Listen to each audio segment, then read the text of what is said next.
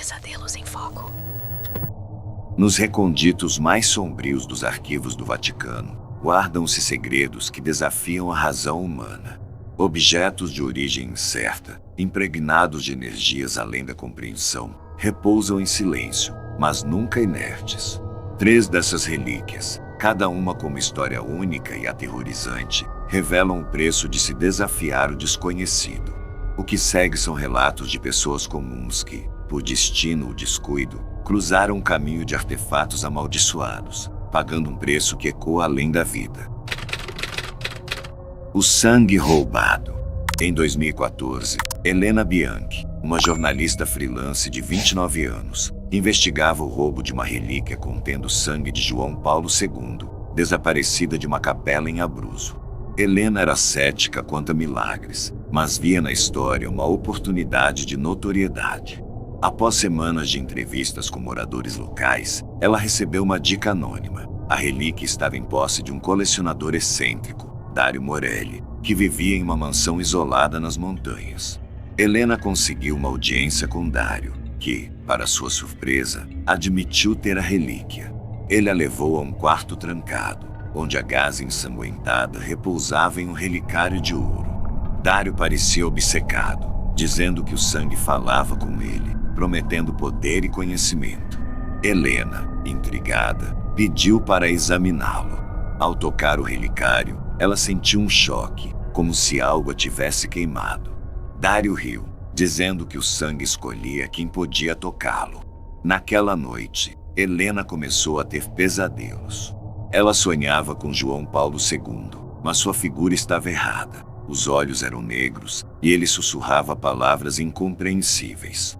Acordada, ela encontrava marcas de queimadura em suas mãos, sem explicação. Decidida a entender, Helena voltou à mansão, mas Dario estava diferente. Ele parecia doente, com a pele pálida e os olhos fundos.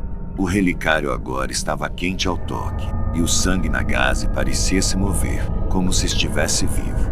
Helena tentou convencer Dario a devolver a relíquia, mas ele se recusou, gritando que o sangue o protegia. Naquela noite, a mansão pegou fogo em circunstâncias misteriosas. Helena escapou, mas Dario foi encontrado carbonizado, segurando o relicário, que, estranhamente, estava intacto. A relíquia foi devolvida ao Vaticano, mas Helena nunca se recuperou. Ela começou a ouvir vozes, sentir dores lancinantes e ver vultos que lembravam o Papa. Médicos não encontraram explicações para seus sintomas. Helena abandonou o jornalismo e se isolou, convencida de que o sangue a amaldiçoara. Ela relatou sua história em um blog, mas logo deletou, temendo que outros fossem atraídos pela relíquia. Até hoje, dizem que a gaza ensanguentada, guardada em local secreto, emite um leve brilho à noite, e aqueles que a tocam carregam sua maldição, como se o sangue exigisse lealdade eterna. O eco do cronovisor. Em 1993, Matteo Rossi, um arquivista de 42 anos, trabalhava nos arquivos secretos do Vaticano, catalogando documentos sigilosos. Matteo era meticuloso, orgulhoso de sua posição, mas sempre respeitou os limites impostos por seus superiores. Certo dia, enquanto organizava uma sala raramente acessada, ele encontrou uma porta de aço reforçado, sem identificação. Curioso, Matteo perguntou a um colega mais velho, que, pálido, o alertou para nunca se aproximar daquela área. É onde guardam o que não deve ser visto, disse o homem, sem explicar. A curiosidade de Matteo, no entanto, falou mais alto. Em uma noite de plantão, ele encontrou a chave da porta em uma gaveta esquecida. Com o coração acelerado, abriu a porta e desceu uma escada estreita até uma câmara subterrânea. Lá, em uma mesa de pedra, estava um dispositivo estranho, uma máquina com tubos de vidro, botões desgastados e uma tela embaçada. Matteo reconheceu, pelos rumores, que era o lendário cronovisor, o televisor do tempo. Fascinado, ele tocou a máquina, e a tela ganhou vida, exibindo imagens tremeluzentes de uma multidão em Jerusalém, há 2000 anos. As imagens eram hipnotizantes. Matteo viu a crucificação de Jesus, com detalhes tão vívidos que sentiu o peso da cena. Mas algo estava errado. Os rostos na multidão começaram a se distorcer, assumindo expressões de ódio que pareciam direcionadas a ele. A tela piscou, e Mateu viu sua própria casa, sua esposa dormindo. A imagem mudou novamente, mostrando na câmara, como se fosse observado por outra perspectiva. Apavorado, ele desligou a máquina, mas o zumbido continuou. Nos dias seguintes, Mateu não conseguia dormir. Ele ouvia vozes ecoando em sua mente, falando em línguas antigas. Objetos em sua casa se moviam sozinhos, e ele começou a ver vultos em sua visão periférica. Desesperado, Mateu confessou a um padre do Vaticano, que o repreendeu severamente, dizendo que o cronovisor era amaldiçoado e que seu uso abria portas para forças além da compreensão. O padre realizou um ritual de purificação, mas não adiantou. Mateu começou a perder a noção do tempo. Ele via fragmentos do passado e do futuro, como se sua mente estivesse presa ao cronovisor. Em uma visão, ele se viu morto, com os olhos vazios, em uma sala que não reconhecia. Sua esposa, preocupada, tentou interná-lo, mas Mateu fugiu, convencido de que a máquina o chamava. Ele retornou à câmara subterrânea, onde o cronovisor estava ligado, exibindo sua própria imagem, agora distorcida e desumana. Ninguém sabe o que aconteceu depois. Mateu desapareceu, e a câmara foi selada. Os superiores do Vaticano negaram qualquer conhecimento sobre o cronovisor, mas os arquivistas mais antigos evitam a área, dizendo que, às vezes, ouvem um zumbido vindo de trás da porta de aço. Alguns acreditam que Mateu ainda está lá, preso em um ciclo temporal, eternamente vigiado pela máquina que ele ousou ativar. A sombra da ressurreição. Em 1987, Giulia Moretti, uma restauradora de arte italiana de 34 anos, foi contratada para um projeto confidencial no Vaticano.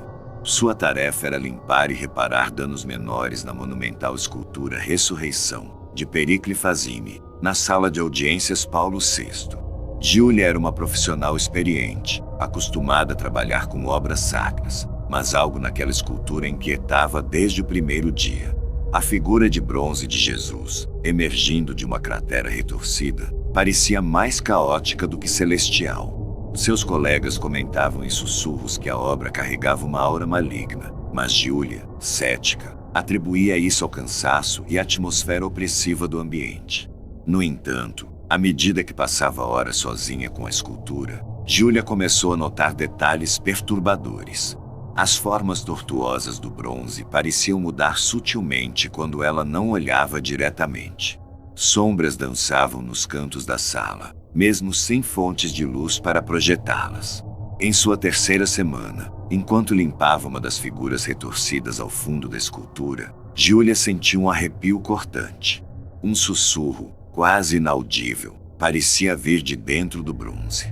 "Libera-me", dizia, em latim. Giulia largou suas ferramentas e correu para fora da sala, mas o incidente foi atribuído a uma alucinação pelo supervisor. Dias depois, os sussurros se intensificaram. Eles não vinham mais apenas da escultura, mas a seguiam pelos corredores do Vaticano. Giulia começou a sonhar com a obra, vendo a figura de Jesus se contorcer e assumir formas grotescas, com olhos que a encaravam. Em um desses sonhos, a escultura se abriu como uma ferida, e uma entidade sombria emergiu, sussurrando seu nome. Desesperada, Giulia tentou abandonar o projeto, mas foi informada que seu contrato era inquebrável devido à natureza sensível do trabalho. Na última noite de sua tarefa, Giulia trabalhava sozinha, sob a luz fraca de um refletor. A escultura parecia pulsar, como se estivesse viva. Ela ouviu um estalo, e uma rachadura se formou no bronze, liberando um líquido escuro que cheirava a podridão. Apavorada, Giulia tentou fugir, mas as portas da sala estavam trancadas. A sombra que vira em seu sonho se materializou, uma figura disforme que rastejava em sua direção. "Você me tocou", disse a voz, agora clara e gutural. Giulia gritou, mas ninguém veio. No dia seguinte, a sala foi encontrada vazia. As ferramentas de Júlia estavam espalhadas, e a escultura estava intacta, sem rachaduras ou sinais de líquido. Ela nunca foi vista novamente. Os registros do Vaticano classificaram seu desaparecimento como abandono de emprego, mas os poucos que conhecem a história evitam passar pela sala de audiências à noite. Dizem que, em noites silenciosas, a escultura murmura, e aqueles que se aproximam demais sentem uma presença que os observa, esperando. As histórias de Júlia, Mateu e Helena, tão distintas em suas circunstâncias, convergem em um único ponto: o perigo de se aproximar do que foi selado pelo tempo e pela intenção. A escultura, o cronovisor e a relíquia, cada um com sua aura de sacralidade ou profanação, não são meros objetos. Eles carregam algo vivo, algo que observa, que julga, que cobra. O que os torna amaldiçoados não é apenas sua origem, mas o que despertam em quem ousa tocá-los: curiosidade, ambição ou até mesmo devoção cega. O Vaticano, com seus segredos milenares, guarda essas relíquias não por desejo, mas por necessidade. Eles sabem que há coisas que a humanidade não está pronta para compreender, talvez nunca esteja. Mas o que acontece quando essas barreiras são violadas? As histórias sugerem que o preço não é apenas pessoal, mas cósmico, como se cada toque indevido abrisse uma fenda no tecido da realidade.